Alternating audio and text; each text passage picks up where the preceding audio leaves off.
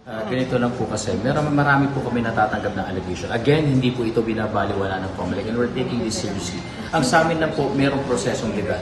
Kesa po magsabi tayo na magsabi na ano po ang pwede natin gawin. Una, botante mismo, ipanote mo under oath dun sa minutes. I-claim mo talaga yan, pirmahan mo yan, sumpaan mo yan na talagang yun ang binutuhan mo. Bakit? Para kung meron man po magpa-file ng election protest doon at bubuksan ang balota na yan, ang ballot box na yan, pwede namin magamit yung statement mo. Meron ka pang pwedeng gawin. Magreklamo ka po sa COMELEC formally. Kasi yan po yung sinasabi natin, kesa po mag-iingay tayo na walang kapupuntahan, daanin mo sa isang proseso na merong kapupuntahan. Election protest, mag-file ng reklamo. At pareho po yun ay sinusumpahan. So hinihiling po sana namin, dahil nga po binibigyan importansya namin ng ganitong bagay, kung nanaisip po niya, mag-execute po sana ng isang affidavit, sworn affidavit patungkol sa bagay na ito. Baka po magamit nung nais magpabukas ng ballot box sa isang election protest, isa po yun sa ating magiging basihan.